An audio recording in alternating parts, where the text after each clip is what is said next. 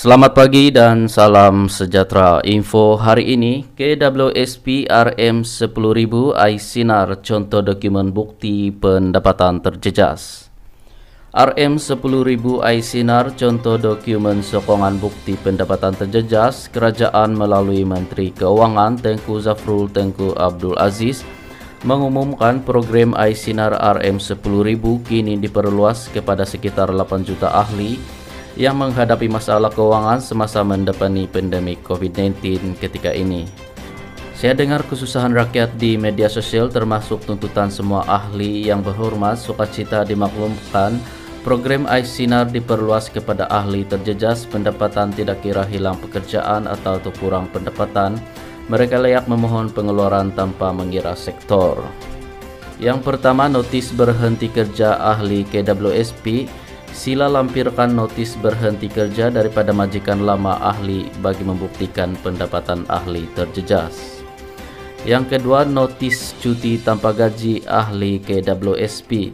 Sila lampirkan notis cuti tanpa gaji daripada majikan ahli bagi membuktikan pendapatan ahli terjejas seperti dalam gambar raja di bawah.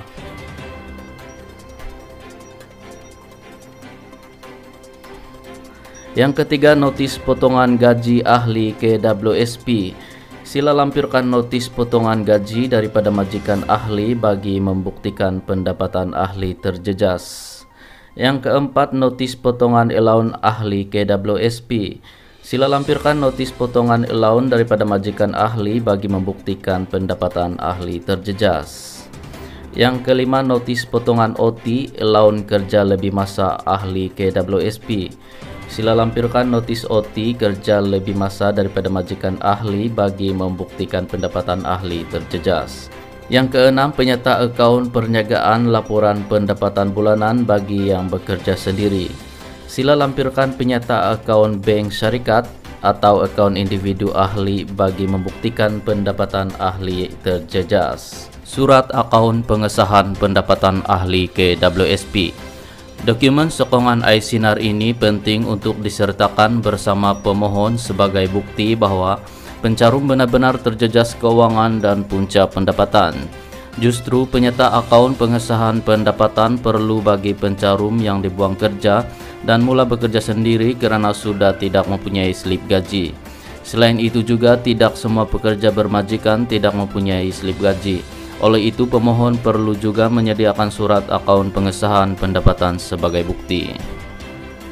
Kenapa perlu dokumen sokongan iSinar? Dokumen sokongan seperti surat akaun pengesahan merupakan sebagai bukti bahwa pemohon betul-betul memerlukan iSinar bagi meneruskan kelangsungan hidup yang kian mencabar dalam tempo COVID-19. Oleh itu, pemohon akan mengisi maklumat dalam surat pengesahan tersebut dengan menyatakan jumlah sebenar pendapatan mereka dan tidak berpeluang menipu kerana surat tersebut perlu mendapatkan pengesahan daripada individu yang mengenali dan mengetahui jenis pekerjaan dan taraf hidup mereka. Jika ada pertanyaan tentang iSinar, sila hubungi pihak KWSP di talian 0389220600 atau melayari laman web rasmi KWSP untuk mendapatkan maklumat lebih lanjut.